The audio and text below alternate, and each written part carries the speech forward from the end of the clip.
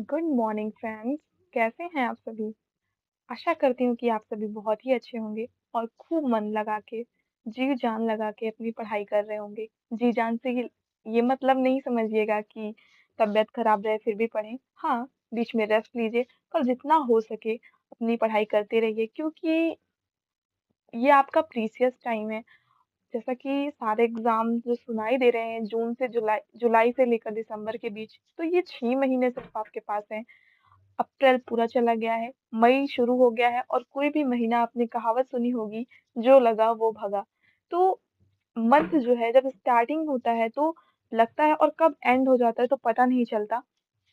इसलिए हमें अपनी तैयारी को बीच में ब्रेक मत दीजिए, बहुत कम टाइम है। ये समझिए कि आपका ऐसा सोच के पढ़िए कि आपका नेक्स्ट डे एग्ज़ाम है।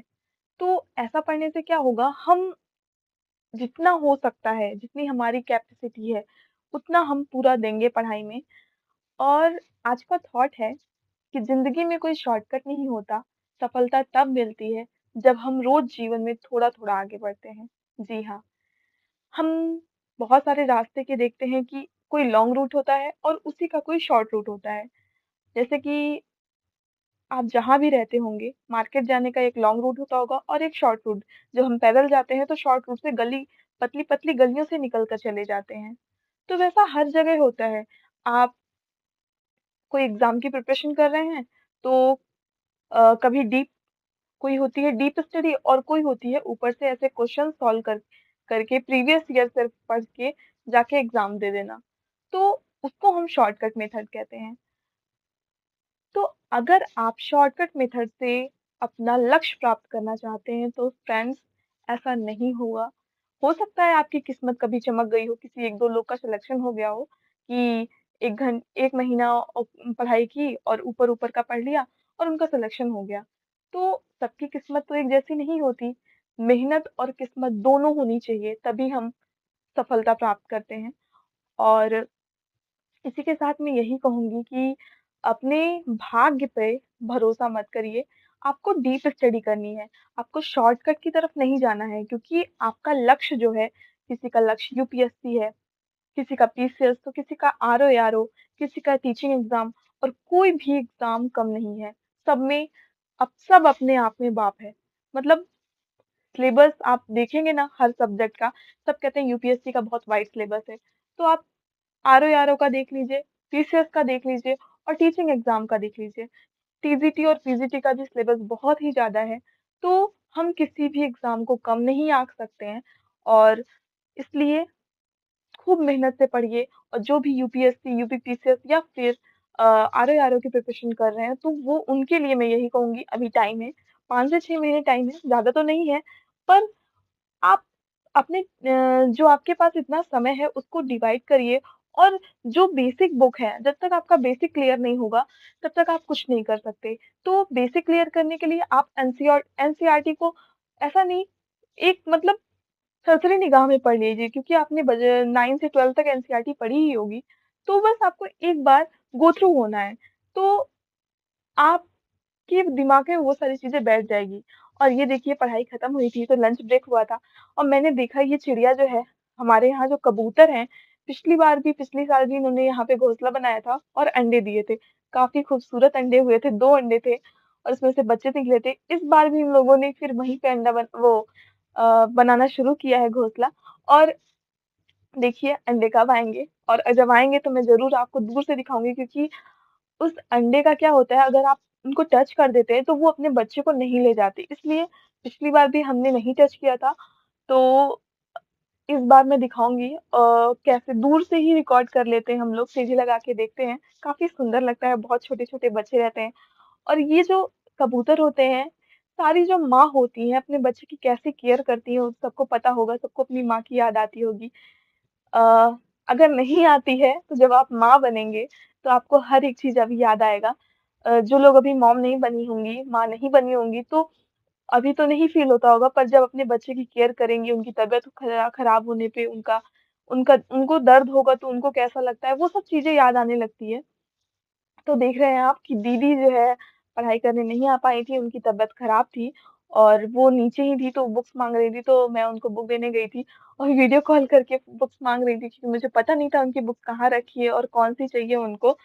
तो उनकी तबीयत नहीं ठीक थी इसलिए आपको इस वीडियो में नहीं दिखी और इसी तरह वो मुझसे माँग रही थी, वो थोड़ा बहुत नीचे पढ़ाई जितना हो पाया मतलब वो नीचे ही पढ़ी क्योंकि पीहू भी नहीं ठीक थी।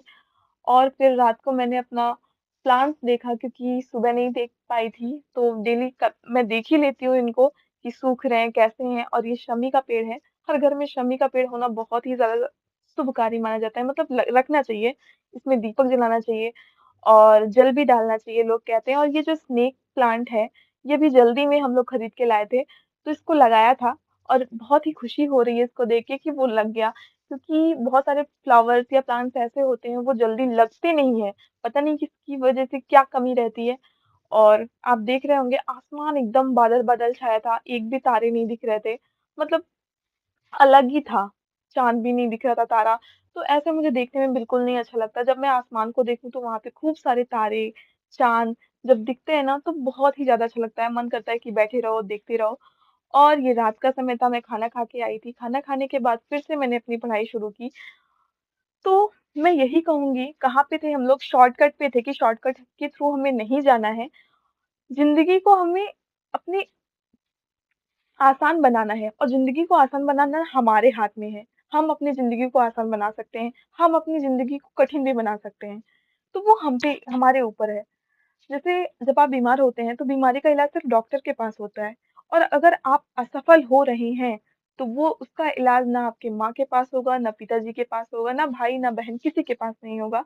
तो असफल होने का इलाज सिर्फ़ आपके पास है, क्योंकि आपको वो कमियाँ पता है कि वो कमी आपने कहाँ की थी और आप उस पॉइंट को फिर से जब एग्ज़ाम की प्रिपरेशन करेंगे, तो उसको आगे रखिए और उस पे काम कीजिए। मतलब उसको जैसे जो पॉइंट जिस टॉपिक से आपका क्लियर नहीं है, जिस टॉपिक से आपका क्वेश्चन फँसा था, उसको पहले रखिए, उसको प्रायोरिटी में रखिए और उस पे खूब सारी मेहनत करिए। तो इससे क्या होगा कि आप अपनी असफलता को सफलता में बदल सकते हैं।